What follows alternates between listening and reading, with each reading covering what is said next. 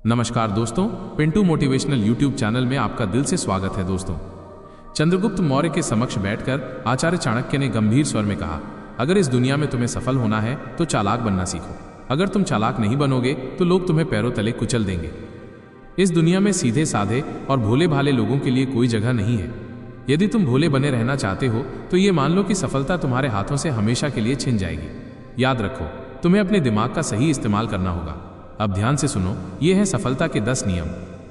Rule number 1, कभी अपनी कमजोरी मत दिखाओ, वरना लोग तुम्हारा फायदा उठाएंगे। इस दुनिया में 2 तरह के लोग होते हैं, एक जो शिकार करते हैं और दूसरे जो शिकार बनते हैं। अगर तुमने अपनी कमजोरी लोगों को दिखा दी तो ये मान लो कि तुमने खुद को शिकार बनने के लिए न्योता दे दिया है। लोगों को फर्क नहीं पड़ता कि तुम्हारा दिल कितना साफ है या तुम्हारे इरादे कितने सच्चे हैं। उन्हें बस एक कमजोर व्यक्ति चाहिए जिसे वे अपने स्वार्थ के लिए इस्तेमाल कर सके। जब तुम अपनी दिक्कतें हर किसी से साझा करोगे तो 90% लोग सिर्फ सुनेंगे, लेकिन मदद कोई नहीं करेगा। उल्टा वे तुम्हारी कमजोरी का फायदा उठाने की योजना बनाएंगे। जब आप अपनी भावनाओं, दिक्कतों और परेशानियों को खुलकर दूसरों से साझा करते हैं तो ज्यादातर लोग आपको समझने या मदद करने के बजाय आपकी स्थिति का फायदा उठाने की सोचते हैं। यह एक कटु सत्य है, लेकिन यह दुनिया का स्वाभाविक नियम है। कई बार ऐसा होता है कि आप अपनी किसी बड़ी समस्या को अपने दोस्तों, रिश्तेदारों या सहकर्मियों से साझा करते हैं, ये सोचकर कि वे आपकी मदद करेंगे। लेकिन इसके बजाय वे या तो आपकी परेशानी का मजाक बनाते हैं या आपकी स्थिति का लाभ उठाने लगते हैं। रूल नंबर 2, खुद की इज्जत करो, वरना दुनिया तुम्हें रद्द कर देगी। अगर तुम खुद की इज्जत नहीं करोगे तो दुनिया भी तुम्हें एक बेकार चीज समझेगी जिसे जब चाहे इस्तेमाल किया जा सकता है और फिर फेंक दिया जाएगा। यह दुनिया केवल उन्हीं को महत्व देती है जो खुद को महत्व देना जानते हैं। अगर तुमने अपनी कीमत खुद कम कर दी तो दुनिया तुम्हें कचरे की तरह किनारे कर देगी। आत्मसम्मान की पहली शर्त यह है कि तुम खुद को वो सम्मान दो जिसके तुम हकदार हो। जब तुम खुद को इज्जत दोगे तभी दुनिया भी तुम्हें इज्जत देगी। आत्मसम्मान क्यों जरूरी है? सोचो, अगर तुम खुद को एक सामान्य पत्थर समझोगे तो लोग तुम्हें यूं ही ठोकर मारकर चले जाएंगे। लेकिन अगर तुम खुद को एक कीमती हीरा मानोगे तो लोग तुम्हें संभाल कर रखेंगे, तुम्हारी कदर करेंगे। दुनिया का यही नियम है, लोग तुम्हारी वैल्यू उतनी ही समझेंगे जितनी तुम खुद अपनी वैल्यू रखते हो। अगर तुम खुद को कमजोर और तुच्छ मानोगे तो लोग भी तुम्हें उसी नजर से देखेंगे। अगर तुम अपने आत्मसम्मान को गिरा दोगे तो दुनिया तुम्हारी परवाह नहीं करेगी। लेकिन अगर तुम खुद को शक्तिशाली, सम्मानजनक और योग्य मानोगे तो लोग भी तुम्हें उसी तरह ट्रीट करेंगे। रूल नंबर 3, सही शब्द सही समय पर बोलो, वरना कोई तुम्हें गंभीरता से नहीं लेगा। शब्द हमारी ताकत होते हैं और इनका इस्तेमाल एक कला है। सही शब्दों का चुनाव और सही समय पर उनका प्रयोग हमारे आत्मविश्वास, इन्फ्लुएंस और प्रभाव को बढ़ाता है। यदि आप बिना सोचे समझे कुछ बोलते हैं तो सामने वाला व्यक्ति आपको हल्के में ले सकता है और आपके शब्दों का कोई प्रभाव नहीं रहेगा। वहीं अगर आप सोच समझकर और सही समय पर शब्दों का चयन करते हैं तो आपके शब्दों में शक्ति होती है और लोग उन्हें गंभीरता से लेते हैं। उदाहरण के तौर पर, एक बार एक युवा लड़का अरुण अपने बॉस से बात करने के लिए गया। वो काफी घबराया हुआ था और उसे नहीं पता था कि क्या कहना चाहिए। वह जल्दी जल्दी बोलने लगा, लेकिन उसने ध्यान नहीं दिया कि क्या बोल रहा है। उसके बॉस ने उसकी बातों को हल्के में लिया और उसकी राय को इग्नोर कर दिया। और उनको ये समझ में आया कि अगर वो शांत रहता और सोच समझकर कुछ बोलता तो उसकी बातों का वजन बढ़ सकता था। एक सफल नेता या प्रभावशाली व्यक्ति हमेशा जानता है कि कब चुप रहना है और कब बोलना है। सही शब्दों का चुनाव और उनका सही समय पर इस्तेमाल ही उनकी सफलता की कुंजी बनता है। अगर आप अपने शब्दों को चुन चुनकर और सावधानी से बोलते हैं तो आपके शब्दों का असर होगा और लोग आपको गंभीरता से लेंगे। रूल नंबर 4, मतलब के बिना कोई तुम्हारा सगा नहीं होता।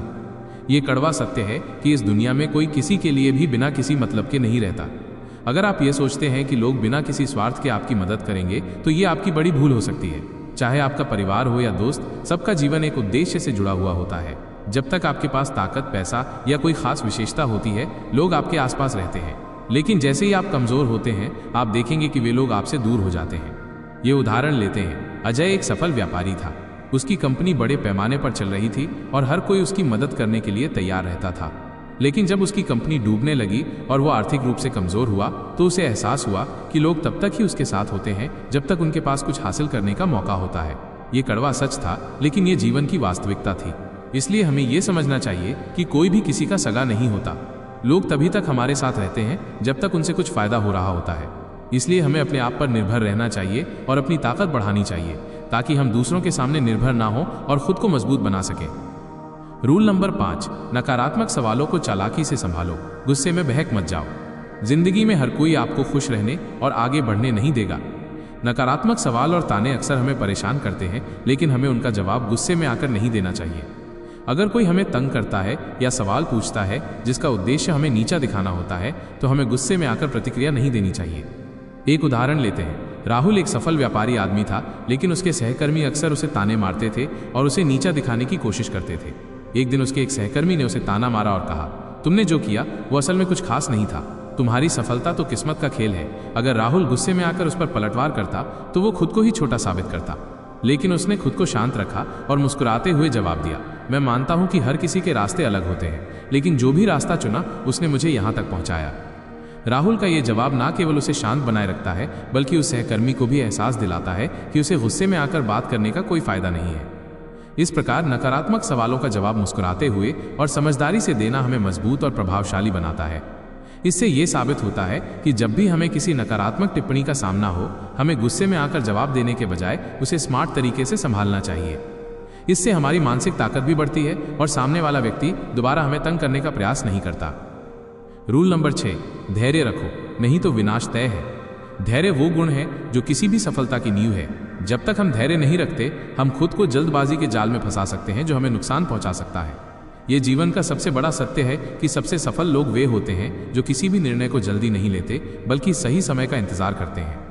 कभी कभी हम अपने लक्ष्य को पाने के लिए इतनी जल्दबाजी करते हैं कि हम अपने फैसलों की गंभीरता का सही से आकलन नहीं कर पाते। यही वजह है कि कई लोग रास्ते में ही हार मान लेते हैं, क्योंकि उन्होंने धैर्य से काम नहीं लिया।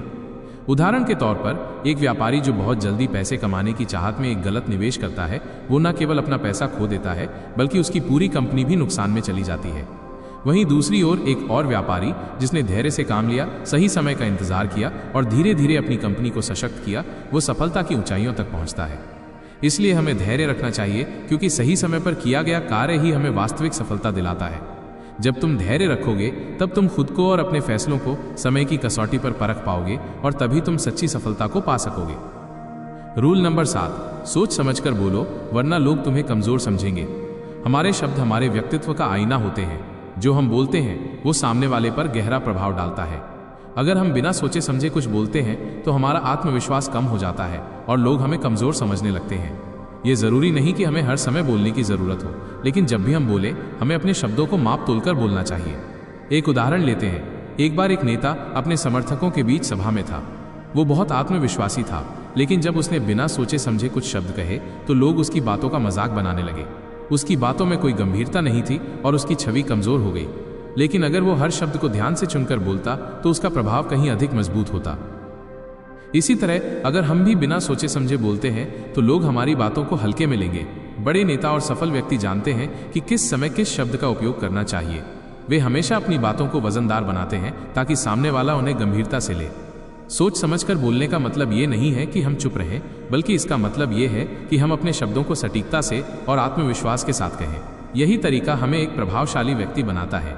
अगर तुम्हारी जुबान पर नियंत्रण नहीं है तो ये तुम्हारा सबसे बड़ा दुश्मन बन सकता है, लेकिन अगर तुम इसे नियंत्रित कर सको तो यही जुबान तुम्हारी सबसे बड़ी ताकत बनेगी, जो तुम्हें हर मुश्किल में कामयाबी दिलाएगी। रूल नंबर 8, आंखों में आंखें डालकर बात करो, वरना लोग तुम्हें कमजोर समझेंगे। आत्मविश्वास का सबसे मजबूत संकेत हमारी बॉडी लैंग्वेज होती है और उसमें आंखों का बड़ा रोल है। जब हम किसी से बात करते हैं और उसकी आंखों में आंखें डालकर बात करते हैं तो इससे सामने वाले को यह संदेश जाता है कि हम आत्मविश्वासी हैं। आंखों में आंखें डालकर बात करना एक संकेत है कि हम झूठ नहीं बोल रहे, हम अपनी बातों में सच्चे और ईमानदार हैं और हम किसी से डरते नहीं हैं। ये साधारण सी बात हमें मानसिक मजबूती और आत्मविश्वास का एहसास कराती है। आंखों में आंखें डालकर बात करना केवल बातों का असर नहीं करता, बल्कि ये हमारे अंदर के आत्मविश्वास को भी मजबूत करता है। ये दिखाता है कि हम अपने विचारों और भावनाओं के साथ पूरी तरह से सच्चे और ईमानदार हैं। जब आप सामने वाले के चेहरे की ओर देखेंगे तो ये आपको खुद को अधिक सशक्त और सक्षम महसूस करने में मदद करता है। रूल नंबर 9, बेगैरत और लक्ष्यहीन लोगों से दूर रहो। हमारा जीवन उन लोगों के साथ ही ढलता है जिनके साथ हम समय बिताते हैं। अगर हम ऐसे लोगों के साथ हैं जो जीवन में कोई दिशा नहीं रखते, जो हमेशा आलोचना करते हैं, जो कभी अपने लक्ष्य पर ध्यान नहीं देते, तो धीरे धीरे हम भी उनकी तरह बन सकते हैं। ऐसे लोगों के आसपास रहना किसी के लिए भी फायदेमंद नहीं है। उनका नकारात्मक प्रभाव हमारे सोचने और काम करने के तरीके को प्रभावित करता है और हम भी उनकी तरह निष्क्रिय हो सकते हैं। रूल नंबर 10, अपनी सोच को हमेशा बड़ा रखो, क्योंकि छोटी सोच के लोग कभी आगे नहीं बढ़ते। हमारे सोचने का तरीका हमारी भविष्यवाणी करता है। अगर हम छोटे विचारों और छोटे लक्ष्यों के साथ संतुष्ट रहते हैं तो हम कभी बड़े सपने नहीं देख सकते। बड़ा सोचने से हमारा आत्मविश्वास भी बढ़ता है और हम नई ऊंचाइयों को छूने के लिए तैयार होते हैं। बड़े विचारों के साथ हम बड़ी योजनाओं और लक्ष्यों को निर्धारित करते हैं और ये लक्ष्य हमें लगातार प्रेरित करते रहते हैं। एक उदाहरण लें, कल्पना करें, एक छोटे से गांव में एक लड़का है जिसका नाम शिव है। वो हमेशा छोटे विचारों के साथ जीता था, जैसे कि अच्छा अंक प्राप्त करना या एक छोटी नौकरी पा लेना। लेकिन एक दिन उसने एक सफल व्यवसायी से मुलाकात की जिसने उसे बताया कि उसने जीवन में सफलता पाने के लिए अपने विचारों को बड़ा रखा। शिव ने उसकी बातों पर ध्यान दिया और उसने अपने लक्ष्यों को बड़ा किया। वो अब न केवल एक व्यवसाय शुरू करने का सपना देखता है, बल्कि वो इस सपने को पूरा करने के लिए कदम भी उठाता है। शिव की सोच अब बड़ी हो चुकी है और उसने अपने जीवन को पूरी तरह से बदल लिया। इससे ये साबित होता है कि जो लोग छोटे लक्ष्यों के साथ संतुष्ट रहते हैं वे कभी बड़ा कुछ हासिल नहीं कर सकते, लेकिन जो लोग अपने विचारों को बड़ा रखते हैं और ऊंचे सपने देखते हैं वे हमेशा नए अवसरों की तलाश करते रहते हैं और जीवन में बड़ी सफलता प्राप्त करते हैं।